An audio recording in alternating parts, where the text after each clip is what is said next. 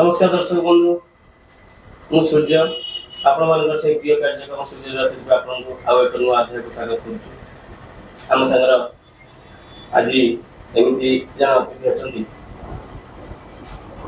तांको सारा ओडिसा भी चिन्ह भद्रक माटर पुओ तांको विषय आज जानिबा से एबी सर ओडिया अध्यापक अछंती ମୁଁ ତାଙ୍କ ପରିଚୟ ଦେବିନି ଆପଣ ଦେଖିଲେ ନିଜେ ଜାଣିପାରିବେ ସାର୍ ତାଙ୍କ ପରିଚୟ ନିଜେ ବି ଦେବେ ଆପଣମାନେ ଦେଖିବେ ଶୁଣିବେ ତାଙ୍କ ଲାଇଫଷ୍ଟାଇଲ ବିଷୟରେ ଜାଣିବା ସାର୍ ବର୍ତ୍ତମାନ ମାନେ ଏଇ ପାଲାକୁ କ'ଣ କେମିତି କରିପାରୁଛନ୍ତି ମାନେ ଅଧ୍ୟାପକ ରହିକି ବି ପାଲା କେମିତି କରିପାରୁଛନ୍ତି କ'ଣ ପାଲାକୁ କେମିତି ଟାଇମ୍ ଦେଇପାରୁଛନ୍ତି ଆମର ସେଇ ପୁରୁଣା ଐତିହ୍ୟ ପୁରୁଣା ସଂସ୍କୃତି ବିଷୟରେ ଜାଣିବା ତାଙ୍କ ଖବର କିଛି ଆସନ୍ତୁ ଭେଟିବା ସାର୍ ନମସ୍କାର नमस्कार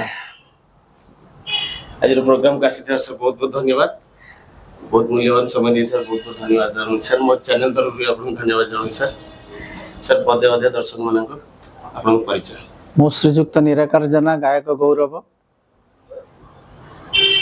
ये भद्रक माटीर कला ऐतिह्य पालार मौलिकता को लेकिन प्रयास जारी रखिली केमिति भाव रे पाला को परिवेषण करवा लोक लोचन रे पहुँचेबा बा ये साहित्य को आधार करी साहित्यर परिवर्तन केमिति हेई परिबो ताकु चेष्टा करिवा पई ये मनोबल दृढ़ करी ये पाला को मु प्रयास कली किंतु पाला रे पहुँचला परे जे एते कष्ट अछि ए भितरे ताकु मु एबे अनुभव करूछि हेले मध्य तथापि मु ताकु पछकु पकेई नाही समस्तक पाखरे किभଳି निजर हेई परिबी सेही प्रयास मु शेष पर्यंत जारी रखिछि तेणु आज प्रथम धन्यवाद देवी जो गोपाल जी क्रिएशन आमको परिचित करने आउ गोटे प्रयास करिसेंती तांको अशेष अशेष धन्यवाद कहीं बणमल्ली बणरे फुटी झड़ी जाए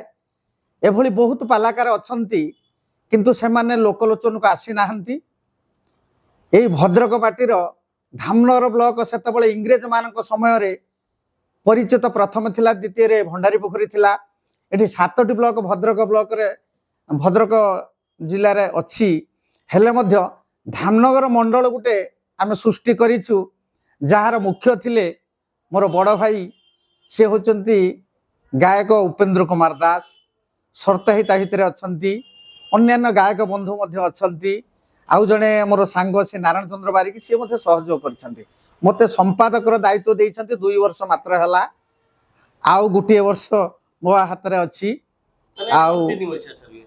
आज्ञा 3 वर्ष तेणु आ गोटे वर्ष मो दायित्व जी मत भगवान दयार आशीर्वाद मिली मु संपादित करी एपर्यंत कार्यकारी करुच्ची वर्तमान ये जो प्रयास जारी होती मुझे कथा टिकी खाली आलोचना को नेबी पालाकार मानक नहीं विभिन्न प्रकार कथा चली वर्तमान माँ माने किसी आगु को गले ये पाला को लेकिन तथापि आम स्वागत करुचु से माने आगु को जातु कहीं ना सेत बड़े ओढ़ना तले से रही जाउथिले ताकर लुकायित प्रतिभा जहाँ रही परिप्रकाश करने से प्लाटफर्म पाउ नथिले वर्तमान तांको सुजोग दिया जाइछि से माने आगु को जाई किछि प्रेरणा जुगांतु ये समाज को जे आमे नारी हेले मध्य किंतु आम पाखरे किछि ऐतिह्य अछि कला अच्छी आमे भी पुरुष ठारू किसी कम नुह ए कथा तांको पाखरे जोटा प्रकटित होउछि आमे ताको अनुभव कलुणी आउ सेतबेलर पाला वर्तमान पाला भितर टिके तफात आसुछि काहींकि सेतबेले छंद पुराण राग रागिड़ी जहा थिला वर्तमान ताहा संपूर्ण भाव रे कमी जाइछि काहींकि ना परिश्रम करिवे नाही शिव तांडव एते कष्ट ताकू किए कहीं एत परिश्रम कर एभली अनुभव करिकी पछकू आसिले तालर राग रागिणी जहाँ थिला वर्तमान अल्प समय भितर किमिति बेसी पैसा नहीं पलि जिबा ये चिंताधारा से सब नौ किंतु से कथा नुह कहीं ना सेतबेलर जो माने प्रयास जारी रखी थे सी आज ना करिकी जाइछंती तांको पाखकू जिबा आम पक्षर बहुत कष्ट कहीं ना पालाकार माने केवल ही कहि परिबे गोविंद गोविंद गोविंद पदु गळुछि मकरंद यार अर्थ सही माने ही कहि परिबे अन्य मानक पाखरे आपण सुनिबे किंचित 3टा गोविंद एठी काहे की करा जाईछि काव्य संस्कृति एतळे सृष्टि हुए सेटा होछि ତିନିଟା ଯୁଗକୁ ନେଲା। ପ୍ରାଚୀନ ଯୁଗ ଯେତେବେଳେ ହେଲା ସେତେବେଳେ ସାହିତ୍ୟରେ କିଛି ନଥିଲା। ତାପରେ ଆସିଲା ମଧ୍ୟଯୁଗ। ମଧ୍ୟଯୁଗରେ ଭଞ୍ଜ ସାହିତ୍ୟ ସୃଷ୍ଟି ହେଲା। ଭଞ୍ଜ ନିଜେ ଯେତେବେଳେ କାବ୍ୟ କବିତା ଲେଖିଲେ ବହୁ କ୍ଲିଷ୍ଟ ସାହିତ୍ୟ ସେ ସାହିତ୍ୟକୁ ପରିଭାଷାରେ ପରିପ୍ରକାଶ କରିବା ସହଜିଆ କଥା ନଥିଲା। ତାପରେ ଆସ୍ତେ ଆସ୍ତେ ଆସିଲା ଆପଣଙ୍କର ପଞ୍ଚସଖା ଯୁଗ, ରୀତି ଯୁଗ। ସେ ସାହିତ୍ୟ ଟିକେ ଟିକେ ପରିବର୍ତ୍ତନ ହେଇକି ଆସିଲା, ଯୋଉଥିରେ କି ଗାଉଁଲି ଲୋକମାନେ ମଧ୍ୟ ବୁଝିପାରିଲେ। ସେତେବେଳେ ଭଞ୍ଜ ଲେଖି ଦେଇଗଲେ ଯେ ବାବୁ ନାକ ସିରିଦାନ ଯୋଗ୍ୟ ଯୋଷାକୁ ବିହର କାନନ କର ଆଲିଙ୍ଗନକୁ। ଲକ୍ଷ୍ମଣ ପାଖକୁ ଚିଠିଟା ଲେଖିଦେଲେ, ତାକୁ ବୁଝିପାରିଲେନି ଲକ୍ଷ୍ମଣ। ସିଏ କହିଲେ ଯେ ଏଇଭଳି ବୋଧେ ଭାଇ ଲେଖି ଦେଇଛନ୍ତି, ତା ନାକ କାନ କାଟିକି ଛାଡ଼ିଦେବେ। କିନ୍ତୁ ସେ କଥା ନଥିଲା। କଥା ଥିଲା କ'ଣ ନା ସିଏ ଲେଖିଥିଲେ ରେ ବାବୁ ଲକ୍ଷ୍ମଣ, ମୁଁ ସ୍ନେହର ତୋ ପାଖକୁ ଲେଖିକି ଦେଲି, ଇଏ ଯୋଉ ନାରୀଟି ମୋ ପାଖରେ ଆସିକି ଅନୁରୋଧ କରୁଛି ବିବାହ କରିବା ପାଇଁ, ମୁଁ ତ ଶପଥ କରିଛି ସେ ନାରୀ ଗ୍ରହଣ କରିବି ନାହିଁ, ଦ୍ୱିତୀୟ ନାରୀ, ତେଣୁ ତୁମେ ତାକୁ ଗ୍ରହଣ କର। କିନ୍ତୁ ଲକ୍ଷ୍ମଣ ଜାଣିପାରି ନଥିଲେ। ତାର ଏଇଭଳି ଗଭୀର ତାତ୍ତ୍ୱିକ ଆଲୋଚନା ତା ଭିତରେ ରହିଛି। ଭଞ୍ଜଙ୍କର ସେଇଭଳି ଆଲୋଚନା ଥିଲା, କିନ୍ତୁ ବର୍ତ୍ତମାନ ସେ କଥା ନାହିଁ। ସହଜ କଥାରେ ଅଳ୍ପ କଥାରେ ଚାଲିଯିବା କଥା। ଆଉ କିଛି ବି ଜିନିଷ ହଉଛି ନିଜ ମନରୁ ବି କବିତା ଭାବି କେମିତି କିଛି ଗାୟକ ଅଛନ୍ତି ମନରୁ ଗାଉଛନ୍ତି, ହେଲେ ତା ଭିତରେ ତାତ୍ତ୍ୱିକ ଜିନିଷ କିଛି ନାହିଁ, ଗଭୀର ଅର୍ଥ କିଛି ତା ଭିତରେ ପରିପ୍ରକାଶ ହେଇପାରୁନାହିଁ। ନାହିଁ କାହିଁକି ସେମାନେ ଗାଉଛନ୍ତି, ସେ ମନକୁ ବୁଝେଇ ଦଉଛନ୍ତି। ଆପଣ ଟିକେ ଆପଣଙ୍କ ଇଏକୁ ଯିବା ସାର୍। ଆପଣ ପାଲା କେବେଠୁ ଆରମ୍ଭ କଲେ? ପାଲା ମୁଁ 1991 ମସିହାରୁ ମାନେ ଗାଇବା ଆରମ୍ଭ କଲି। 91 ମସିହା ଭାଦ୍ର ମାସ ଭାଲୁକୁଣି, ଆଚ୍ଛା, এইটা আমার স্টার্টিং। হ্যাঁ হ্যাঁ ମୁଁ ଥରେ ଉପେନ୍ଦ୍ର ଭାଇଙ୍କ ସହିତ ଆଲୋଚନା କରୁଥିଲି। ମୁଁ କହିଲି ଭାଇ ଆପଣ ହଉଛି ଯେତେବେଳେ ପାଲା ଶିଖିଲେ କ'ଣ କେତେ ପଇସାରେ ଗାଇଲେ? ସିଏ ସେଇ କଥା ହିଁ ମତେ କହିଥିଲେ ଯେ ମୁଁ ମାତ୍ର 60 ଟଙ୍କାରେ ଗାଇଥିଲି। ମୁଁ କହିଲି ଆପଣଙ୍କ କଥା ମୋ କଥା ସତ୍ୟ, କାହିଁକି ମୁଁ ଭାଲୁକୁଣିକି ଯେତେବେଳେ ଗାଇବାକୁ ଗଲି ମୁଁ 60 ଟଙ୍କା ପାଇଥିଲି। ଏ କଥାଟାକୁ ମୁଁ ତାଙ୍କ ଠାରୁ ବି ଶୁଣିଥିଲି। ଆପଣ ଯାହା କରିଥିଲେ ମୋର ମଧ୍ୟ କାହିଁକି ସେଇଭଳି ହେଇଥିଲା। ସେତେବେଳେ ମୁଁ ଜାଣିପାରିନଥିଲି ଯେ କ'ଣ କିଭଳି ଭାବରେ ଇଏ କାବ୍ୟ କବିତାକୁ ଆଲୋଚନା କରିବା, ତାର ଧାରା ବିବରଣୀ କ'ଣ ରହିଛି ତାକୁ ଜାଣିପାରିନଥିଲି। ମୋର ଇଏ ଯିଏ ଥିଲେ ଗୁରୁ ଦୁର୍ଯ୍ୟୋଧନ ନାୟକ, ସେ ମରିଗଲେଣି 20 ବର୍ଷ ଖଣ୍ଡ ହବ। ସିଏ ଯେତେବେଳେ ମତେ ଶିଖେଇଲେ କହିଲେ ତୁ ଶିଖିବୁ ନା? ମୁଁ କହିଲି ମୋ ଚିନ୍ତାଧାରା ଭିତରେ ତ ଅଛି ଶିଖିବା ପାଇଁ। କହିଲେ ହଉ ମୁଁ ଟିକେ ଚେଷ୍ଟା କରିବି ଶିଖିବା ପାଇଁ। ସପ୍ତମ ଶ୍ରେଣୀରେ ପଢୁଛି। ଧୀରେଘେନ କାନନର ଅଭିନବ ସାମନ୍ତ ସିଂହାରଙ୍କ ଲେଖା। ସେ ଅର୍ଜୁନ ପଣ୍ଡା ମହୋଦୟ ଜଣେ ଥିଲେ, ତାଙ୍କ ଘର ସେ ବାଉତ୍ରାପାଳ, ଆମ ସେପଟ ଅଞ୍ଚଳରେ ଧାମନଗର ଅଞ୍ଚଳରେ ବାଉତ୍ରାପାଳ। ସେ ଟିଚର ଥିଲେ। ମତେ ହଉଛି କହିଲେ ଗାଇବା ପାଇଁ। ମୁଁ ଆଉ ସେ ଧାରା ଜାଣିନଥିଲି, ମୁଁ ଆଉ ଗାଇ ପାରିଲିନି। ମତେ ବଜାରି କହିକି ଦି ଚାପୁଡେ ପକେଇଲେ। ସେଇ ଦିନ ଠାରୁ ମତେ ଗୋଟେ ପ୍ରେରଣା ଯୋଗେଇଲେ, ସେଇ କଥାଟା ଯୋଗେଇଲା ଯେ ମୁଁ କେମିତି ଟିକେ ସ୍ୱର ସାଇଟ୍ ଜାଣିବି। ମୋ ବାପା ମଧ୍ୟ ପାଲା କିଛି କାର୍ଯ୍ୟକ୍ରମ କରିଥିଲେ, ବିଭିନ୍ନ ପ୍ରକାର କାର୍ଯ୍ୟ ତାଙ୍କୁ ଜଣା ଥିଲା, ହାରମୋନିୟମ ବଜେଇବା, ଗିଟାର ବଜେଇବା, ତବଲା ବଜେଇବା। ସେ ଯାତ୍ରାରେ ମାଷ୍ଟର ବି ଥିଲେ। କିନ୍ତୁ ହେଲେ କ'ଣ ହବ, ତାଙ୍କ ପ୍ରେରଣା ମୋ ପକ୍ଷରେ ଯେତିକି ଥିଲା, କିନ୍ତୁ ଟିକେ ମନ ଦୁଃଖ କରିଥିଲେ। କହିଲେ ରେ ବାପା ଏ ପାଲା ଭିତରକୁ ଗଲୁ ଯେ କିଛି କଥା ନୁହେଁ, ସମ୍ମାନ ମିଳିବ ସବୁ ମିଳିବ, କିନ୍ତୁ ପେଟ ପୋଷିବାଟା କଷ୍ଟ ହବ। ବହୁତ ଲୋକ ମତେ ଏ କଥା ବି କହିଥିଲେ ଯେ ପେଟ ପୋଷିବା ପାଇଁ ବହୁତ କଷ୍ଟ ହବ, କାହିଁକି ପାଲା ସବୁଦିନ ଚାଲିବ ନାହିଁ। କିନ୍ତୁ ରୋଜଗାର ଯଦି ନ ହୁଏ, ପିଲା ଛୁଆ ଭଲ ମନ୍ଦ ଆମେ ଅନୁଭବ କରୁଛୁ, ତେଣୁ ଚଳିବାଟା ସଂସାରରେ ବହୁତ କଷ୍ଟ ହେଇପଡ଼ିବ। ମୁଁ ବି ଏବେ ବି ଅନୁଭବ କରୁଛି ସେ କଷ୍ଟଟା ସେତେବେଳେ କେତେ ଥିଲା। ବାପା ନିଜେ ପରିଶ୍ରମ କରିଥିଲେ, କିନ୍ତୁ ଏତେ ସୁନ୍ଦର କଣ୍ଠ ଶେଷ ପର୍ଯ୍ୟନ୍ତ ତାଙ୍କର ଥିଲା। ଯଦି ଗୋଟେ ଚମ୍ପୁ ଗାଉଛି କି ଅନ୍ୟ ସ୍ୱରରେ ଗାଉଛି, ଭୁଲ ହେଇଗଲେ ମୁଁ ପୁରା ବିରକ୍ତି ହଉଥିଲି ଆଖଡ଼ାକୁ ଯାଇକି। କହିଲେ ନା ନା ଏ ରାଗ ନୁହେଁ, ନିଜେ ଛିଡ଼ା ହେଇ କହିଦଉଥିଲେ। କହିଲେ ଏଇ ରାଗଟା ଏଇଭଳି ହବ। ତେଣୁ ସେତେବେଳେ ସମୟ ସେ ଥିଲା। ବାପା ଗାଇଛନ୍ତି, ହଁ। ତାଙ୍କର ପ୍ରଥମ ବିଷୟ ଥିଲା ହଉଛି ଇନ୍ଦ୍ରଜିତ ବଧ। ସେ ବହିଟା ମତେ ବି ଦେଇଥିଲେ। ସେଟାରେ ମୁଁ ପ୍ରଥମେ ତାକୁ ଟିକେ ପ୍ରାକ୍ଟିସ କରୁଥିଲି। ତାର ରାଗ ପ୍ରଥମ ଥିଲା କାମୋଦି ରାଗ। ସେଇ ରାଗରେ ହିଁ ସେ ମତେ ଶିଖେଇଥିଲେ। ସେତେବେଳର ଘଟଣା ଥିଲା। ତାପରେ ଆସ୍ତେ ଆସ୍ତେ ପରିବର୍ତ୍ତନ ହେଇକି ମୁଁ ନିଜକୁ ନିଜେ ଚେଷ୍ଟା କଲି। ଖୁଦୁରୁକୁଣୀ, ଆଜ୍ଞା, ମାନେ ସେଟା କୋଉଠି ଆପଣଙ୍କ ଗାଁରେ ପ୍ରଥମ। ଭାଲୁକୁଣୀ ପରେ ପୁଣି ଆସିଲା ଯୋଉ ବିଶ୍ୱକର୍ମା, ତାପରେ ଆସ୍ତେ ଆସ୍ତେ ଚାଲିଲା। ତାପରେ ପ୍ରଥମ ମଞ୍ଚ ମତେ ବହୁତ ଭୟ ଲାଗିଲା।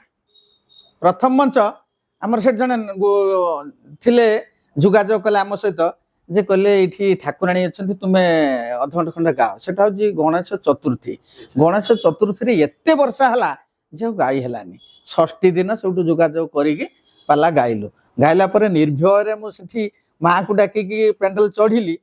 ହେଲେ କ'ଣ ହବ, ମତେ ଟିକେ ଲାଜ ଲାଗୁଥିଲା। ତାର କାରଣ ମୋ ଭାଇ ଭାଉଜ ବାପା ମା ଏଗୁଡା ସବୁ ମୋ ପାଖରେ ଅଛନ୍ତି ମତେ ଏଇଟା ଟିକେ କଷ୍ଟ ହଉଥିଲା ହେଲେ ମଧ୍ୟ ମୋର ସାହସ ଥିଲା ଯାହା ହଉ ପଛକେ ମୁଁ ହଉଛି ପାଲା ଘଣ୍ଟେ ତଥାପି 2-3 ଘଣ୍ଟା କଲି ଗୋଟେ ବିଷୟ ଶିଖିଥିଲି ଧନୁଭଗ୍ନ ସେଇ ବିଷୟ ଟିକେ ଅଳ୍ପ କିଛି ଗାଇଲି ଗାଇଲା ପରେ କିଛି ପୁରସ୍କାର ବି ସେଠି ମିଳିଥିଲା ଆଉ ଅନ୍ୟ ସହଯୋଗ ମତେ ସବୁ କରିଥିଲେ ମାଇକି ଆଣିବା ଅନ୍ୟାନ୍ୟ ସେ ଛୁଆ ମାନେ ଆଗ୍ରହ ପ୍ରକାଶ କରିକି ଯାହା ହଉ କରିଥିଲେ ସାର୍ ଆପଣ ଯୋଉ ଗୁରୁ କହିଲେ ଦୁର୍ଯ୍ୟୋଧନ ନାୟକ ହଁ ସେ ଗୁରୁ ମାନେ ସେ ଗଲେ ନା ତାପରେ ଆଉ ଗୁରୁ ଗୁରୁ ଗଲେ ଯାଇ ସାରିବା ପରେ ତାପରେ ଭାଗୀରଥୀ ରାଉତ ବୋଲି ଜଣେ ଥିଲେ ଆପଣଙ୍କର ବୈତରଣୀ ସେପଟରେ ତାଙ୍କ ଘରଟା ମଲ୍ଲୀ ନୀଳ ବୋଲି ସେପଟ ନୀଳକଣ୍ଠପୁର ତାଙ୍କ ଠାରୁ କିଛି କାବ୍ୟ ଆଣିକି ମଧ୍ୟ ତାକୁ ଶିଖା ଶିଖି କଲି ତାଙ୍କର ଗୋଟେ ପାଳିଆକୁ ମୋ ପାଖକୁ ପଠେଇଲେ କହିଲେ ଯେ ଯାଇକି ଟିକେ ତୁମେ ହଉଛି ତାଙ୍କୁ ଯୋଗାଯୋଗ କରିବ ସେ ଆସିକି ସ୍ୱର ସାଇଟି ବି ମତେ ଶିଖେଇଲେ ତାଙ୍କ ପରେ ଯେତେବେଳେ ସୁବିଧା ନ ପାଇଲି ଆଉ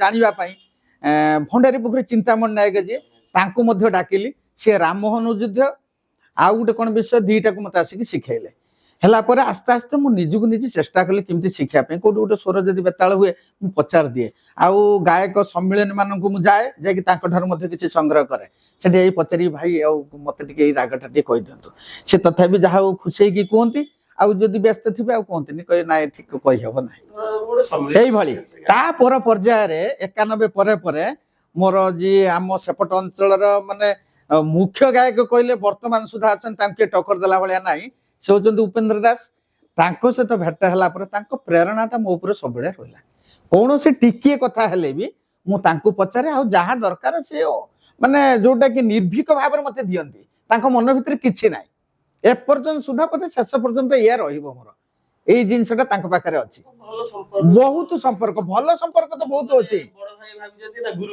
ମୁଁ ସବୁ ପ୍ରକାର ଭାବିଛି ସବୁ ପ୍ରକାର ପ୍ରେରଣା ତାଙ୍କ ଠାରୁ ମୁଁ ପାଉଛି ପାଲା ପ୍ରତି ସଂସାର ପ୍ରତି ଏଇ ଶିକ୍ଷା ପ୍ରତି ସବୁ ପ୍ରକାର ପ୍ରେରଣା ମୁଁ ପାଇଛି ତାଙ୍କ ଠାରୁ ଏପର୍ଯ୍ୟନ୍ତ ସୁଦ୍ଧା ମୋର ଚାଲିଛି କିଛି ଅସୁବିଧା ହବ ନାହିଁ ବୋଲି ମୁଁ ଭାବିଛି ଏଇ ପାଲା କଲା ଭିତରେ ଆପଣ କେତେ ଜାଗା ବାଦପାଲା କାକା ସାର୍ ବାଦପାଲା ଏବେ ସୁକିନ୍ଦାରେ ଗୋଟେ ଜାଗା ମୁଁ ଯାଇଥିଲି ସେଠି ଶରତ ନାୟକ ଥିଲେ ଯଦି ଥିଲେ ପ୍ରଥମ ପର୍ଯ୍ୟାୟରେ ସିଏ ପାଲା ପରିବେଷଣ କଲେ ଘଣ୍ଟେ ଖଣ୍ଡ ପରିବେଷଣ କଲେ କରିସାରିଲା ପରେ ମତେ ତାଙ୍କର ସରପଞ୍ଚ ଆସିକି ଡାକିଲି କହିଲେ ସାର୍ ଏଇ ପାଲା ଷ୍ଟାଣ୍ଡିଂ ଠିକ ରହୁନି ଆଉ ଆପଣ ପେଣ୍ଟିଂ ହୁଅନ୍ତୁ ମୁଁ କହିଲି ସେଇଟା ଠିକ ହେବନି କାରଣ ଆମର ଯାହାହେଲେ 4 ଘଣ୍ଟା ଆମେ ଗାଇବୁ ସେ ଯେହେତୁ ଜଣେ ଗାୟକ ବନ୍ଧୁ ସେ 4 ଘଣ୍ଟା ଗାଇ ସାରନ୍ତୁ ଗାଇ ସାରିଲା ପରେ ଆଉ ମୁଁ 15 ମିନିଟ୍ ପୂର୍ବରୁ ପଠେଇଲା ପରେ ମୁଁ ଯାଇକି ବି ପହଞ୍ଚିଲା ପରେ ପ୍ରଥମ ଦିନ ପାଲାଟି ଠିକ ହେଲା ପରେ सी मो सहित विभिन्न प्रकार आलोचना कला दुई गायक बसिकी खाऊचु मु कहली भाई टिके असंतुष्ट होचंती तेणु तांकर टिके संगीत और गायकंक भितर टिके डिफरेंस रहउथला होनथला जाहो जिमदी हेले भलो ହେଲା ପରେ ଆମେ କଥା ହେଇକି ଦି ଜଣ କଥାବାର୍ତ୍ତା ହେଲୁ ବାଦ ହେଲା କିନ୍ତୁ କଥାବାର୍ତ୍ତା ହେଇକି ହେଲୁ সেটা সেটা কোন কোন না স্যার এই যে মন কোন সেটা কোন দি আপনি সেটা মঞ্চরে আপনাদের বাদ হবো হ্যাঁ না তারপরে গোটিয়ে জায়গায় খাইবা এ জিনিসটা আছে কলাকারଙ୍କର এই জিনিসটা আছে অন্য জনে কলাকারକୁ ଦେଖିଲେ ସେ ଖୁସି ହେଇଯିବେ ଯାଇକି ତାକୁ ଜବରଦସ୍ତି ପଚାରି ଭାଇ କୁଆଡେ ଯାଇଥିଲେ କି ଏମିତି ବି ବହୁତ ଜାଗା ହୁଏ ଯେତେ ଦୁଃଖ ହଉ କଷ୍ଟ ହଉ ସେ କଥା ମତେ ଆସିଥିଲେ ଆମ ମ୍ୟାଡାମ କହିଲେ ଯେ ସେଟା ମତାନ୍ତର ହୁଏ କିନ୍ତୁ ମନାନ୍ତର এই কথা একবারে ঠিক मत दबु किंतु किछि जे बाहर आमे सबुले गोटे सम्मान तांकु से कलाटा को आमे चिन्नुजु से लोकर कोन आदर्श अछि न अछि से कथा आमे जानि पारनु आपण जने गायक मु जने गायक आपण को कथावार्ता मु जानली जने कलाकार मु आपे आपे आपण पाखु चल जेबी कला रे एति गुटे सारा मर्म जिंस आपे टाणी हे जे बाद पाला करंती गायकी जे धरନ୍ତୁ ଗୋଟେ ବିଷୟ ଉପରୁ ସେଇ ପୁରାଣରୁ ଏ ଗାଁକୁ ଆସିଲେ କିଛି କହିବେ ସେଇ ବିଷୟକୁ ଅଲଗା କିଛି ପୁରାଣକୁ ନେଇ ସେ ଅଲଗା କିଛି ମତ ଦେବେ ଏଇଟା ହଉଛି ଦର୍ଶକ ମାନଙ୍କ ମତ ମାନେ କଳାକାର ସବୁବେଳେ ସମାନ କଳାକାର ସବୁବେଳେ ସମାନ ଖାଲି ମତାନ୍ତର ଯା ନାସିକ ନା ଏଟା ଏଇ ଜାଗାରୁ ଆସିଛି ଏଟା ଏଇ ଜାଗାରୁ ସେଇଟା ହବ ସେଇଟା ସେ କରିବେନି କାହିଁକି ତା ଭିତରେ ବର୍ତ୍ତମାନ ଯୋଉ ଗାୟକ ବନ୍ଧୁ ମାନେ ଗାଉଛନ୍ତି ତାଙ୍କ ମନକୁ ଗାଉଛନ୍ତି तांका मनु गाउचंती जे सी पर्टिकुलर ता अर्थ ता भितर कोन रहस्य अछि मु प्रार्थना चैनल ले गाउची रजत सार अछंती मरि गलेनी आउ मु शिशु मुक्ति करूची शिशुटा जाई की ପହଞ୍ଚିଛି କୋଉଠି ନା ଯୋଉ ଅର୍ଗଳି ନିକଟରେ ବଳି ଦିଆଯିବ ସେଇଠି ପହଞ୍ଚିଛି ଯେ ଅଗ୍ନିକୁଣ୍ଡକୁ ପକେଇଦେବେ। ସିଏ ତା ବାପା ମା ଛିଡା ହେଇଛନ୍ତି, ସେ ସେଇଠି ଡାକୁଛି, ଏଇଠି ପ୍ରଭୁଙ୍କୁ ଡାକୁଛି। ଏତିକି କଥା ସେଠି ମତେ କହିଲେ ବାବୁ ଏଭଳି ଲଗେଇବ ଗୋଟେ ପଦ ଯୋଉଥିରେ କି ସେ ଶିଶୁ କଥାଟା ଟୋଟାଲି ତା ଭିତରେ ଯେମିତି ଥିବ। ଗୋଟେ ଆଶ୍ଚର୍ଯ୍ୟ ହେଲେ କଣ କରି ମୁଁ ତା ପିଲାଙ୍କୁ ହେଠି ପଚାରିବି, ହେଠି ତ କରିହବନି, କ୍ୟାମେରା ଚାଲିଛି, ସବୁ କଥା ଚାଲିଛି। ତେଣୁ ଗୋଟିଏ ପଦ ପ୍ରଭୁ ମତେ ଦେଲେ, ମୁଁ ସେଇ ଗୋଟିଏ ପଦ ଆରମ୍ଭ କଲି। ସେଟା ହଉଛି ମଧୁସୂଦନ ରାୟଙ୍କର ଯେ ବର୍ଣ୍ଣବୋଧରେ ଥିଲା, ସେଇ କଥାଟା ମୁଁ ଖାଲି ଟିକେ କହୁଛି। ହେ ଆନନ୍ଦମୟ କୋଟି ଭୁବନ ପାଳକ ଅଧମ କ୍ଷମ ମୁହି ଅବଧ ବାଳକ ଜ୍ଞାନ ଦାତା ଭଗବାନ ଦିଅ ମତେ ଶୁଭ ବୁଦ୍ଧି ଦିଅ ଦିବ୍ୟ ଜ୍ଞାନ। এইটাକୁ ମୁଁ ଠାକୁର ଦ୍ୱାରା ଲଗେଇ ଦେଲି। ଏତେ ଖୁସି ହେଇଗଲେ ସେ, ଯେ ଖୁସି ହେଇକି ମୋ ଅପର ପକ୍ଷରେ ଯେ ଗାୟକ ବନ୍ଧୁ ଥିଲେ ସେ ତାଙ୍କୁ ମଧ୍ୟ ସେଇଭଳି ଗୋଟେ କ୍ୱେଶ୍ଚନ କଲେ, କହିଲେ ସିଏ ଏଇ ପଦଟା ଗାଇକି ଯାଇଛନ୍ତି, ତୁମେ କିନ୍ତୁ ସେଇଭଳି ଗାଇବ। କିନ୍ତୁ ସେ ସେଟାକୁ ସେଟ୍ ନ କରି ଅଲଗା କଥା ଚିନ୍ତା କରିକି ସେ କରିଥିଲେ। এইটা ହଉଛି ଜଜମେଣ୍ଟର ମୁଖ୍ୟ କାରଣ ଯେ କୋଉଠି କଣ ସେଟ୍ ହୁଏ। ଆଲୋଚନା ବିଭିନ୍ନ ପ୍ରକାର ହଉଛି। କିଏ କହୁଛି ଗୋଡ ଜିନିଷ ମୁଣ୍ଡରେ ପିନ୍ଧିଲାଣି, ମୁଣ୍ଡ ଜିନିଷ ଗୋଡରେ ପିନ୍ଧିଲାଣି। ଯାହାର ଯୋଉଠି ଆବଶ୍ୟକ ଜିନିଷ ପାଲାର ଯଦି ଠିକ ନ ହୁଏ ତାହେଲେ ଅଡୁଆ ହେଇଯିବ। କିନ୍ତୁ ଅଛି କବି ମାନେ ଲେଖିଛନ୍ତି, ଯେତେବେଳେ କୃଷ୍ଣକୁ ଦେଖିଛନ୍ତି ସେମାନେ ଭୁଲି ଯାଇକି ଅଳତାକୁ ମୁଣ୍ଡରେ ପିନ୍ଧିଛନ୍ତି, ମୁଣ୍ଡ ଜିନିଷଟାକୁ ଆଣିକି ଗୋଡରେ ପିନ୍ଧିଛନ୍ତି। ଯେତେବେଳେ ଗୋପ ଇଏ ମଥୁରାକୁ ଗଲେ କୃଷ୍ଣ, ସେତେବେଳେ ବିଭିନ୍ନ ପ୍ରକାର କଳ୍ପନା କରିଛନ୍ତି ସେତେବେଳେ ଏଇ କବି ମାନେ। ମଧୁସୂଦନ ବହୁତ ସୁନ୍ଦର କଥା ମଧ୍ୟ ଲେଖିଛନ୍ତି ତାରି ଭିତରେ। କଣ ବୁଝିପାରିଲେ? କାବ୍ୟ ଆଲୋଚନା କଲେ ବିଭିନ୍ନ ପ୍ରକାର କଥା, ତାକୁ ପୁରାଣକୁ ଧରିକି ଯାଇ ପାଗଳ ହେଇଯିବ। ମୁଁ ଗୋଟେ କଥା ଗୋଟେ ଗାୟକ ପାଖରୁ ଶିଖିଥିଲି। ସେ କୃଷ୍ଣକୁ ଯେତେବେଳେ ନେଇକି ଯାଉଥିଲେ ଆପଣଙ୍କର ମଥୁରାକୁ, ହଁ ମଥୁରାକୁ ନା ଛୋଟବେଳେ ଛୋଟବେଳେ, ହଁ ହଁ ହଁ, ସେତେବେଳେ ଯୋଉ ପଦରେ ଭାଗବତରେ ନାହିଁ ସାର୍, ମାନେ ମତେ ନା ତାକୁ ଥୋଇବ ମତେ ଥୋଇବ ତାକୁ ନେଇ କଥା ନ ଜାଣିବେ କିଏ ନ ଜାଣିବେ କିଏ କଥାକୁ ସେ 9 ଜଣ କରିଦେଲେ। ମୁଁ ସେଟା କଣ ନ ଜାଣିବେ କେହି, ସେ ଆମେ ଜାଣୁଛନ୍ତି କଣ ନ ଜାଣିବେ କେହି, ସିଏ କହିଲେ 9 ଜଣ ଜାଣିଲେ ଏ କଥା। ଏସବୁ ଗୋଟେ ଗୋଟେ ଚିନ୍ତା କଥା ଠିକ କଥା କହିଲେ। ଏଇ କଥାଟା ଠିକ। ଓଡିଆ ସାହିତ୍ୟରେ ଦେଖନ୍ତୁ ଏଭଳି କଥା ଅଛି ଯୋଉଟାକେ ଆମେ ଠିକ ଭାବରେ ଏପର୍ଯ୍ୟନ୍ତ ଓଡିଆକୁ ବୁଝି ପାରୁନାହାନ୍ତି। ଆମେ ଜଣକୁ ପ୍ରଶ୍ନ କରିଦିଅନ୍ତି, ବା ଭାଇ ହଉ ବାପାକୁ କି ମାକୁ ପଚାରି ଦିଅନ୍ତି ଖାଇଛୁ ନା, ଖାଇଛୁ ବୋଲି ପଚାରିବା ଦରକାର ଥିଲା, କିନ୍ତୁ ଖାଇଛୁ ନା ତାର ଉତ୍ତରଟା ବି ଆମେ ଦେଇ ଦଉଛନ୍ତି। ତେଣୁ ଏଇଭଳି ଆଲୋଚନା କଥା ଅଛି ଯୋଉଟା କି ଓଡିଆ ସାହିତ୍ୟକୁ ପରିପ୍ରକାଶ କରିବା ବହୁତ କଷ୍ଟ। ଓଡିଆ ସାହିତ୍ୟରେ ଦେଖନ୍ତୁ, ମୁଁ ସେଦିନ କଲେଜରେ ପିଲାଙ୍କୁ କହୁଥିଲି, ମୁଁ କହିଲି ବାବା ଟିକେ ଗୋଟିଏ ପଦ ଲେଖି ରଖ, କଣ ଅର୍ଥ ତା ଦେହରେ ଆସୁଛି। କଣ ଅର୍ଥ ଆସିଲା ନା ଦ୍ୱାଦଶ ନୟନ ଅନୁଜ ବାହନ ତାରି ମପୁରେ ପଶିଲା। ମୁଁ ତାଙ୍କୁ ଖାଲି ପଚାରିଲି ଦ୍ୱାଦଶ ନୟନ କାର, এইଟାକୁ ସେ ହତାଶ ହେଇଗଲେ। ମୁଁ କହିଲି କାଲି ବୁଝିକି ଆସି କହିଲେ ନା ସାର୍ ଆପଣ ଆଜି କହିଦିଅନ୍ତୁ। ମୁଁ ସେଇଠୁ ତାଙ୍କୁ ବୁଝେଇଲି, ମୁଁ କହିଲି ଦ୍ୱାଦଶ ନୟନ ହଉଛନ୍ତି କାର୍ତ୍ତିକ। କହିଲେ ଦ୍ୱାଦଶ ନୟନ ଅନୁଜ ବାହନ, ମୁଁ କହିଲି ଅନୁଜ ଅର୍ଥ ହଉଛି ସାନ, ତାଙ୍କ ଭାଇ କିଏ? କହିଲେ ଗଣେଶ। ଦ୍ୱାଦଶ ନୟନ ଅନୁଜ ବାହନ, ତାଙ୍କ ବାହନ କିଏ? ନା ମୂଷା। ତା ଅରି ତା ଶତ୍ରୁ କିଏ? ନା ବିଲେଇ। ବିଲେଇ କଣ ନା ସେ ସ୍ତ୍ରୀ ଲୋକଟା କହୁଛି ବିଲେଇଟା ଆସିକି ମୋ ଘରେ ପଶିଛି। କଥାଟା ରହିଛି ଏଇଠି, କିନ୍ତୁ ଏତେ ଗୁଡିଏ କବିତା ତା ଭିତରେ ଆଲୋଚନା ହେଲା। ତେଣୁ ଏଇଭଳି ଓଡିଆ ସାହିତ୍ୟକୁ ଆପଣ କୁଟା ବଦାଡି ଭଳି ଯୋଉଠୁ ଟାଣି ନେବେ କେରେ କୁଟା ଆସିଲା ଭଳି ବାହାରିବ। ଏଇ ହଉଛି କଥା, ବହୁତ କଥା ତା ଦେହରେ ଅଛି। ମୁଁ ସେଇଦିନରୁ ମାନେ ଏସବୁ ଜିନିଷ କିଛି ବେଶୀ ତ ଜ୍ଞାନ ନାହିଁ, ତଥାପି ଯେତେବେଳେ ବେଳେ ବେଳେ ବସେ, ଧର ଆପଣ କିଛି ଗାଉଛନ୍ତି ନା, ସେ ଗାଇବାଟା କଣ ଆପଣ ଗାଇଲେ ଏଠି ମୋ ମୁଣ୍ଡରେ ନିଶ୍ଚୟ ପୁରାଏ, ମାନେ ପୁରେଇକି ଏଟାକୁ ପ୍ରାୟ ବେଳେ ଭାବେ ସାର୍ ଏମିତି କଥା ଗୋଟେ କହିଲେ, କିନ୍ତୁ ସେଠି ଗୋଟେ କଥା ମୁଁ ଶୁଣିଥିଲି, ସେ ସାର୍ ଏଇ ଜିନିଷଟାକୁ ବା ଏମିତି କହିଥିଲେ। ଆଚ୍ଛା ୟା ଭିତରେ ନିଶ୍ଚୟ କିଛି ତଫାତ ଅଛି, ନିଶ୍ଚୟ କିଛି ତଫାତ ନିଶ୍ଚିତ ଅଛି। ଗୋଟିଏ ଜିନିଷରୁ ବହୁତ ଜିନିଷ ବାହାରୁଛି। ସାହିତ୍ୟରେ କିଛି ପରିମାପକ ଯନ୍ତ୍ର ନାହିଁ, ସବୁଥିରେ ଗୋଟେ ମାପକ ଯନ୍ତ୍ର ଅଛି। ସାହିତ୍ୟରେ କୋଉଠି ମାପି ହବନି କିଛି କଣ ହଉଛି। ଯୋଉ ଗାଣକୁ ଭାବୁଥିବେ ସେ ଖରାପ କରିଛି, ହୁଏତ ଆର ପେଣ୍ଡାଲ ଏମିତି କରିଥିବ ଯୋଉଟା କଳ୍ପନା କେହି କରିପାରିବେନି। प्रथम दिन आज खराब करछि द्वितीय दिन कौन एभली पल्ला कला। अच्छा सर हम तो से कथा आलोचना करथिले से बादपाला विषय बादपाला मंचरे एमती का सारे माने गोटे जुक्ति तर्क हिचका हिचकी एमती हेइ जे किछि ना सेभली मु कोठु भेटि नै काहेकि मु निजको निज सबले श्रृंखला चिंता करे मु जदि ताकू से विवाद आसे कोठी ना शास्त्र मध्य रे बा साहित्य रे कोन विवाद हे परियो चिंता करा दिबो से संगीत संगीत भितर एमती भी बेले बेले हेइछि।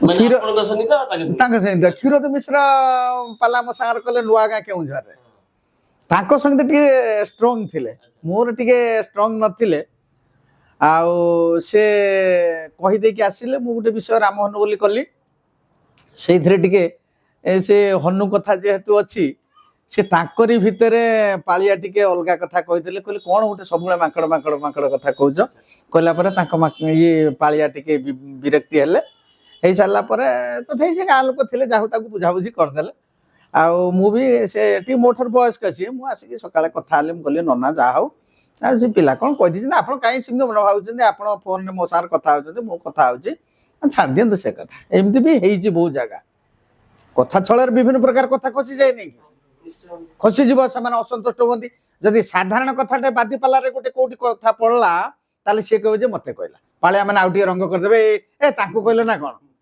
ए जो कथा हुए हां हां ए कथा हुए सब क्षेत्र रे आपनकर गीत आरंभ करले से जानि नेबे जे ये आरंभ कले होजी हमकु बादी कथाटा आमाडी गाइला। अच्छा अच्छा ए होजी कथा बलदेव रथकर जेते गुडे कविता अछि से सब कथा गुडा केवल ताको माने बादी हेकी चलछि।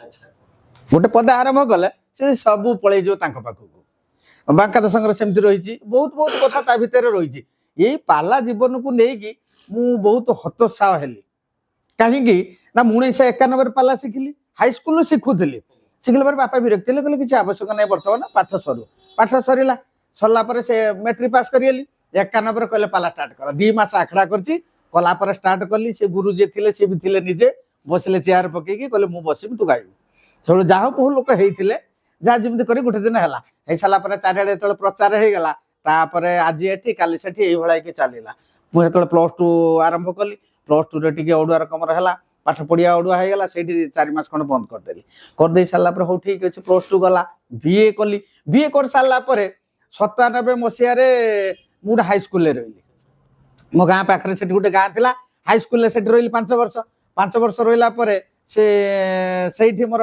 बाघरटा हला 2003 रे बाघर हिसाब बापा विरक्ति हेले कहले ना ना ना ना ये सब दरकार नहीं से पाला फाला सब बंद कर तुम होजे जे पैसा रोजगार बाट खोज कौन करी रागी सब 3 ले छाड़ दे सेठ 5 रे छाड़ली छाड़ी मु गली बेंगलोर जाई गोटे जगह भल जगह रहिली भल पैसा इनकम कली किंतु मन बुझिलानी पाला कथाटा मोर सब बेले घांगा हला सेठी लोक जे थिले ओडिया लोक सीए को मो ड्रेस फ्रेस आनी की मते कहले जे तुमे पाला काली कर गणेश पूजार मु ना ना ना ना से मदरा ही परिबनी एठी मोर सज्ज किछि नाही तुमे कोन जानिछ एठी मु पाला करिब कली नाही मु जनवरी रे पळि आसिली सेठी पळि आसला पर सेठू किछि दिन एम्ति घरे रहिली ट्यूशन फ्यूशन कली करि सारी और पाला भी गाउ था ता भीतर आसला कोन ना कॉलेज इंटरव्यू गुटे हला मु इंटरव्यू रे जाई इंटरव्यू देली श्री गणेश संगीत महाविद्यालय गुआमार सेठी अछि सेठी संगीत किछि अछि आ हमर जनरल किछि अछि मु ओडिया रे अछि इंग्लिश रे जण अछंती आ हमर संगीत विभाग रे 10-12 जण खंड अछंती से ता डिपार्टमेंट सब अछि आ से हिसाब रे जाहौ सेठी रहि गेली रहिछि त रहिछि आ कोन पाला चलिछि से काम भी चलिछि चलिया भितर सेइथरे दुख कष्ट बहुत हला पैसा तो सियाडो नाही ना जा मागणा रे खटिया पड़ो गवर्नमेंट अप्रूव न कले हे परिबो नाही गवर्नमेंट अप्रूव धीरे धीरे करूछि ए होछि कथा माने एबे भी हे ना पूरा क्लियर हे नै माने 1% हां हां तेणु सेई कष्टटा किए अनुभव करियो केतबेले पाला जगत रे जेतबेले स्टेज रे जे पहुंच जाऊ सेई कथाटी केवल भूली जाऊ दुख कोन बोली सेठी किछ जणा पड़े सिपे कोन कलाकार जीवनटा बहुत दुख माने एमि सारे जगह हेछि ना आपण पाला करे जाई छथि सेठी मंचर किछ असुविधा छै आपण पाला कर पाना ना सेटा मो जीवन भीतर मु केतबेले भेटि नै कोट असुविधा सेमते हे नै मो संगीत माने जे श्रृंखला काहे ना मो से मोर कॉमेडी करथला ताना नरहरि बोली नरहर दास एते सुंदर अल्प बयस मरिगला 35 वर्ष रे सेटा मोर दुख आ दिवाकर नाथ बोली से जण मूल पाळिया मोर थिले से भी चली गेलेनी वयस्क लोक ଏମିତି ସେଇ ଦୁଃଖ ଭିତରେ ମୁଁ ବଞ୍ଚେଇକି ଚାଲିଛି ପାଲାଟାକୁ। ତାପରେ ଇଏ ପାଖ ପାଳିଆ ଯାଇଥିଲେ, ସିଏ ବି ମଝିରେ କୁଆଡେ ଚାଲିଗଲେ, ସିଏ ଆଉ ମତେ ଧରା ଛୁଆଁ ଦେଲେନି। ବାଲେଶ୍ୱରରୁ ଆଣ, ସେଠୁ ସେ ରଗଡିରୁ ଆଣ, ଏମିତି କରିକି ଏପଟ ସେପଟ କରିକି ଚଲେଇଲି। ଏମିତି କରିକି ତାକୁ ଚାଲିଛି। ତାପରେ ଉପେନ୍ଦ୍ର ଦାସଙ୍କ ସହିତ ଭେଟ ହେଲା ପରେ ସେ ଟିକେ ମତେ ସାହସ ଦେଲେ, ସେ ସାହସରେ ମୁଁ ଚାଲିଛି ମାଡ଼ିକି। ଅସୁବିଧା କିଛି ନାହିଁ ନା, ଆଉ ଅସୁବିଧା କିଛି ନାହିଁ। ଆପଣଙ୍କୁ ବର୍ତ୍ତମାନ ସେ ଯୋଉ ସଙ୍ଗୀତ ବାହକ ସବୁ ପାଖାପାଖି ଅଛନ୍ତି। ହଁ ଅଛନ୍ତି, କେବଳ ପାଲାଟା ଟିକେ କମ ଚାଲୁଛି। ତାର କାରଣ ହଉଛି କଣ ନା, ଇଏ ମା ମାନଙ୍କର ପାଲା ଅଧିକା ହେଇଗଲା, ତେଣୁ ଆମେ ଡାଉନରେ ରହିଲୁ। ଆଉ ବର୍ତ୍ତମାନ ସମାଜ ସିଏ ଦେଖିଲେଣି ଯେ ସେ ଟିକେ ଗୁଲୁଗାଲିଆ ହେଇଛି ନା, ଏ ଜିନିଷଟା ଅଡୁଆ କରୁଛି। ଆମର ବୟସ ହବା ସଙ୍ଗେ ସଙ୍ଗେ ସବୁ ପରିବର୍ତ୍ତନ ହବ। କେଶ ପାଚିଗଲା, ଇଏ କେଶ ଫୁରଫୁର ହେଇକି ଥିଲା ସେତେବେଳେ ମୁଁ ଦେଖିଛି। ନା ନା ନା, ଅତ୍ୟାଧୁନିକ ସେଇ ଜିନିଷଟା ମୁଁ କରିନାହିଁ। ମୋ ଷ୍ଟାଫ ମାନେ ମତେ କହିଲେଣି ଯେ ଆପଣ ସେଟା ଟିକେ କଲର କରନ୍ତୁ। ମୁଁ ନା ନା ନା ନା, ମୋର ଆବଶ୍ୟକ ନାହିଁ, ଦେଖିବେ ସମୟ ଆସୁ କେତେବେଳେ କେମିତି। ସମସ୍ତେ କହୁଛନ୍ତି, କହିଲେ ଟିକେ କଲର କରିଦିଅ, ଭଲ ଲାଗିବ, ଯେ ଆପଣଙ୍କୁ ଜଣା ପଡିବନି। ତ ମୁଁ ସେଇଟା କରିନାହିଁ। ଏ ହଉଛି କଥା। ପ୍ରକୃତିର ନିୟମ କିଏ ଭାଙ୍ଗିକି ଯିବ? କଣ ବୁଝିପାରୁଛ ନା, ପ୍ରକୃତି ନିୟମଟା କେହି ଭାଙ୍ଗି ପାରିବେନି। ଆଉ ପାଲାରେ ଗୋଟେ କଥା ହଉଛି କଣ, ସମସ୍ତେ ଭକ୍ତି ଭାବ ନେଇକି ଠାକୁରଙ୍କୁ ଡାକି ଯାଆନ୍ତି, କିନ୍ତୁ ବର୍ତ୍ତମାନ କଲେଣି କଣ, ସେ ଭକ୍ତି ଭାବ ନାହିଁ, ଏଠୁ ବୋତଲ ଚଢେଇ ଦେଇକି ଯିବେ। ଏଇ ହଉଛି କଥା। ତେଣୁ ପାଲାର ମୌଳିକତାକୁ ଭୁଲିଲେ ଇଏ, ସେଠି ପାଲା ଆଉ କିଛି ତାର ଢଙ୍ଗ ଢାଙ୍ଗରେ କିଛି ନାହିଁ। ଏଇ ହଉଛି କଥା। ବର୍ତ୍ତମାନ ଦେଖିବାକୁ ଗଲେ ଗୋଟେ ଜିନିଷ ହଉଛି, ଆମର ଯୁବପିଢି ମାନେ ବେସିକାଲି ଯେମିତି ଆପଣ ଦେଖନ୍ତୁ, ବାହାର ଦେଶର ଲୋକ ଆମ ମାନେ ସଭ୍ୟତାକୁ ଗ୍ରହଣ କରୁଛନ୍ତି। ପୁଣି ପୁରୀ ମନ୍ଦିର ଦେଖନ୍ତୁ, ବହୁତ ଅଛନ୍ତି ଆପଣ ଫରେନର, ଆମ କଲଚର ପୁରା, ଆମ ଶାଢୀ ପିନ୍ଧି ସବୁ ଠିକ ଅଛି, କିନ୍ତୁ ଆମ ଓଡିଶା କଥା ବାହାରକୁ ଯିବାନି। ଓଡିଶାରେ ଦେଖନ୍ତୁ ଏମିତି ଝିଅ ଅଛନ୍ତି, ଛୋଟ ମୋଟ ଡ୍ରେସ ପିନ୍ଧି ଯାଉଛନ୍ତି, ବାପା ମାଙ୍କୁ ବି ଶିକ୍ଷା, ସେଇଟା ଅଡୁଆ। ବାପା ମାଙ୍କୁ ସେମାନେ ଭାବୁନାହାନ୍ତି ଯେ ପାଶ୍ଚାତ୍ୟ ଦେଶର ଲୋକ ଆସିକି ଆମ ସଂସ୍କୃତିକୁ ଫଲୋ କରିକି ସେମାନେ ପୁରା ଯେମିତି ମାନେ ଆମ ଭାରତୀୟ ନାରୀ, ସେ ଆମ ନାରୀ ମାନେ ଏଇଭଳିଆ ହଉଛନ୍ତି। ଆମ ସଂସ୍କୃତିକୁ ସେ ଭୁଲିଲେଣି। ସେତେବେଳେ ଚାଟଶାଳୀରେ ଆମେ ପାଠ ପଢୁଥିଲୁ, ସେ ଚାଟଶାଳୀ ନାହିଁ ଆଉ। ବର୍ତ୍ତମାନର ଯୋଉ ଶିକ୍ଷା ବ୍ୟବସ୍ଥା ଆମେ ବି ନିଜେ ଅନୁଭବ କରୁଛୁ, କିଛି ପିଲା ଜାଣି ପାରୁନାହାନ୍ତି। କିଛି ନାହିଁ, ଶିକ୍ଷା ବ୍ୟବସ୍ଥା ବିପର୍ଯ୍ୟସ୍ତ। ବର୍ତ୍ତମାନ ଯାହା ଦେଖା ହଉଛି ଯେ ପିଲା ଗ୍ରହଣ କରିବା ପାଇଁ ନାରାଜ। କାହିଁକି? ଯୋଉ ମୋବାଇଲଟା ହେଇଗଲା ବର୍ତ୍ତମାନ, ମୁଁ ପିଲାଙ୍କୁ ସେଇ କଥା କହେ ସବୁବେଳେ, ମୋବାଇଲ ବ୍ୟବହାର କର, କିନ୍ତୁ ଭଲ ଜିନିଷ ବ୍ୟବହାର କର। +2ରେ ପାଠ ଅଛି ତା ଦେହରେ, ତମେ +2 ପାଠଟାକୁ ଗ୍ରହଣ କର। ତା ମାନେ ନୁହେଁ ଯେ ନାଚ ଗୀତ ଖାଲି ସବୁବେଳେ ଦେଖିବା ତାର ମନୋରଞ୍ଜନ କରିବା ପାଇଁ ପାଲା, ଦାସକାଠିଆ, ଘୋଡା ନାଚ, ୟାକୁ ମନୋରଞ୍ଜନ କରିବା ପାଇଁ ସେତେବେଳର ଲୋକ ବ୍ୟବସ୍ଥା କରୁଛନ୍ତି। 1500 ଖ୍ରୀଷ୍ଟାବ୍ଦରେ ଓଡିଆ ସାହିତ୍ୟରେ ଯେତେବେଳେ ପ୍ରଚାର ଆରମ୍ଭ ହୁଏ, ସେତେବେଳେ କି ଚିନ୍ତା କରିଥିଲେ କଣ କରାଯାଇ ପାରିବ। ତେଣୁ ସେ ମନୋରଞ୍ଜନ ପାଇଁ ସନ୍ଧ୍ୟାବେଳେ କରିହବ କି ଦିନରେ କରିହବ, ତାକୁ ଚିନ୍ତା କରିକି ପାଲା, ଦାସକାଠିଆ, ଘୋଡା ନାଚ ସବୁ ପ୍ରକାର ବ୍ୟବସ୍ଥା କରାଯାଇଥିଲା। 45 ପ୍ରକାର ବର୍ତ୍ତମାନ ହେଲାଣି ଆମର ଯୋଉ ଲୋକ କଳା, ତାର ବିକାଶ କରିବା ପାଇଁ ସରକାର ବହୁତ ଚେଷ୍ଟା କରିଥିଲେ, କିନ୍ତୁ ବର୍ତ୍ତମାନ ସେ ଟିକେ ପଛକୁ ପଡିଛି। ସବୁ ପାଉଛି, ପାଇଲେ କଣ ହବ? ତାର ମୌଳିକତା କିଏ ରକ୍ଷା କରିଛି କୁହନ୍ତୁନି? ତାର କାର୍ଯ୍ୟ ଇଏଟାକୁ କେହି ଚିନ୍ତା ବି କରିନାହାନ୍ତି ଏପର୍ଯ୍ୟନ୍ତ ସୁଦ୍ଧା। ଏଇ ହଉଛି କଥା। ଆଉ ତାପରେ ଗଭର୍ଣ୍ଣମେଣ୍ଟ ଗୋଟେ ବ୍ୟବସ୍ଥା କରିଦେଲେ କଣ, ଭତ୍ତା ବ୍ୟବସ୍ଥା କରିଦେଲା। 36 ବର୍ଷର ଲୋକ ପାଇଛି, 65 ବର୍ଷର ଲୋକ ସେ ପାଇନି ଏପର୍ଯ୍ୟନ୍ତ ଭତ୍ତା। କଣ ପାଇଁ? ସେ କଳାକାର କେତେ ଦୁଷ୍ଟ ହେଇକି ରହିଲା, ଚିନ୍ତା କରିପାରିଲେନି। ସେତେବେଳେ ଆମ ଅଞ୍ଚଳର ବହୁତ କଳାକାର ଥିଲେ, କିନ୍ତୁ ସେ କଳାକାରଙ୍କୁ ଦେଇପାରିଲେ ନାହିଁ। କିଛି କଳାକାର ବି ମରିଗଲେ ଅପେକ୍ଷା କରି। କଳାକାର ଆପ୍ଲାଏ କରିଥିଲେ, ଏପର୍ଯ୍ୟନ୍ତ ସୁଦ୍ଧା ଯେ ସରକାରଙ୍କ ପାଖରେ ସେ ବାର୍ତ୍ତା ପହଞ୍ଚୁ ନାହିଁ, ଯେ କାହିଁକି ନା ସେଟା ୱେଟିଂରେ ରହିଲା। କଣ ୱେଟିଂରେ ରହିଲା? ସେ ଲୋକ ମରିଗଲେ କଣ ଆଉ ଭତ୍ତା ପାଇବ କି? ଏଇସବୁ କଥା ସେମାନେ ଚିନ୍ତା କରିପାରୁନାହାନ୍ତି। ତଥାପି କଳାକୁ ବିକଳାଙ୍ଗ କହିଲେ, ମଝିରେ କହିଲେ ଯେ କଳା ବିକଳାଙ୍ଗ ହେଇଗଲା। ବିକଳାଙ୍ଗ କାହିଁକି ହେଲା? ଅଭାବର ସ୍ୱଭାବ ନଷ୍ଟ ହେଇଯାଏ। ଯେତେବେଳେ ଅଭାବ ପଡିବ ଆଉ କିଛି କରିହବନି। କହିଲେ ପାଲା 8000 ଆମେ ଯାଉଥିଲୁ, 8000ରୁ ଦରକାର ପଡୁଛି 4000ରେ ଯାଉଛୁ। କାହିଁକି ନା ଯେତେବେଳେ ଅଭାବଟା ହଉଛି, ସେତେବେଳେ ବାଧ୍ୟ ହେଇକି ଆପଣ 4000ରେ ଯିବେ। এইভাবে পরিস্থিতি সব সৃষ্টি হয়েছি। তথাপি কলাকার মানে কেতবে দুঃখ করে না কাহিঁকি না নিজକୁ নিজে সে অনুভব করছেন মো পাখে কিছু রহস্য অছি যেপাই কি মু গলা পরে লোক মতো মনে রাখবে এই জিনিসটা। সেইপাই তাଙ୍କ মন ভিতরে গোটে কথা যে মু স্টেজরে ছিড়া হয়েছি মানে মু এটি রজা, ইয়াকু কেହି কাটি দেই পারিবেনি। আপনি যেতে প্রকার যোজনা করন্তু, বর্তমান পাল্লাওয়ালা কোণ গাউଛନ୍ତି কোণ ন গাউଛନ୍ତି সে কথা অনুভব করুনাহাନ୍ତି। মু 10 মিনিট যাଉଛି সেটি ক্যামেরা আগে টিকে ছিড়া হয়েଯିବି, মতে টিকে দেখাইদেলে বড়িয়া গাউଛୁ কোণ রবিপ্রিয়া জাতীয়ত নাগরিকর। আরে ই কি কথা সবু না, সে কথা নুহে। পালা 4 ঘন্টা চালিলে তা ভিতরে রহস্য কোণ আছে জনা পড়ন্তা। ନା 10 ମିନିଟ୍ ଭିତରେ ଆମେ ଦେଖେଇଦେଲୁ ସେ ଗାଣ ବଢିଆ ଗାଉଛୁ। ଏଇସବୁ ଢଙ୍ଗରେ ଚାଲିଛି। ତେଣୁ ପରିବର୍ତ୍ତନ ହବ ନିଶ୍ଚିତ, ପରିବର୍ତ୍ତନ ୟାର ଆସିବ ନିଶ୍ଚିତ। ଯେତେବେଳେ କି କଳା ଅବକ୍ଷୟ ହେଲା, କହୁଛନ୍ତି ସବୁ କଳା ଅବକ୍ଷୟ ହଉଛି। ଅବକ୍ଷୟ କାହିଁକି ହବ? ଗାଣ ତ ବଣ ବଣ ହେଇଗଲେଣି, ବହୁତ ଗାଣ ହେଇଗଲେ। ଝିଅ ଗାଣ କୁହନ୍ତୁ, ପୁଅ ଗାଣ କୁହନ୍ତୁ, ସେ ବିଭିନ୍ନ ପ୍ରକାର ସଂଘ କରିକି ସେମାନେ ଚାଲିଲେ। ଲାଗୁନି ଆମର ଯେମିତି ବର୍ତ୍ତମାନ ଲୋକଙ୍କୁ ଦେଖନ୍ତୁ ଯାତ୍ରାକୁ ବେଶୀ ଇଏ କରୁଛନ୍ତି, ପ୍ରିଫର ଯାତ୍ରା। ଯଦି କୋଉଠି ଆପଣ ଦେଖନ୍ତୁ ଏଇଠି ପାଲା ହଉଛି, ଟିକେ କୋଉଠି ଆଗରେ ଆପଣଙ୍କର ମେଲୋଡି ଗୋଟେ ହଉଛି, ଯୋଉଟା ଆମର ଭଜନ ପ୍ରୋଗ୍ରାମ ନୁହଁ, ମେଲୋଡି ପ୍ରୋଗ୍ରାମ। ହଁ, ଆପଣ ସେଠି ଦେଖିବେ ବେଶୀ ଲୋକ ଥିବେ, ପାଲାରେ ମାତ୍ର ଦେଖିବେ ପାଲାରେ ମୁଁ ଆପଣଙ୍କୁ ଟିକେ ଆଗରୁ କହିଥିଲି ଯେ ଲକ୍ଷ୍ମଣକୁ ପଚାରିଥିଲେ ହଉଛି ରାମ, କହିଲେ ରେ ଲକ୍ଷ୍ମଣ, ଏଇ ଯୋଉ ସମୁଦ୍ର କୂଳ ପାଖରେ ଯୋଉ ରହିଛି ତଣ୍ଡି ଗଛ, କାଶ ତଣ୍ଡି ଯୋଉଟା, ସେଟା ପାଣିରେ ଟିକେ ଦେଖିଲୁ କଣ ଲହଡି ଆଇଲା ବେଳକୁ ବୁଡି ଯାଉଛି, ଏ ଚଢେଇଟା ଉଡି ଯାଉଛି, ପୁଣି ଲହଡି ପଳେଇଗଲା ପରେ ଛିଡା ହଉଛି, ସିଏ ଆସି ବସୁଛି, ଆର କଣ କାରଣ? ଲକ୍ଷ୍ମଣ ପଚାରିଲେ ଭାଇକି, ଭାଇ ଏ କଥା କଣ? କହିଲେ ଗୋଟିଏ ଧାଡରେ ମୁଁ ତତେ କହୁଛି, ଜନନୀ ଜନ୍ମଭୂମି ସ୍ୱର୍ଗାଦପି ଗରିୟସୀ। କହିଲେ ଜନ୍ମ ମାଟିକି କେହି ଭୁଲି ପାରିବେ ନାହିଁ, ପାଲା ଭିତରେ ଯିଏ ପଶିଛି ତାର ଶେଷ ପର୍ଯ୍ୟନ୍ତ ସେଇ ପାଲାରେ ସେ ରହିଥିବେ।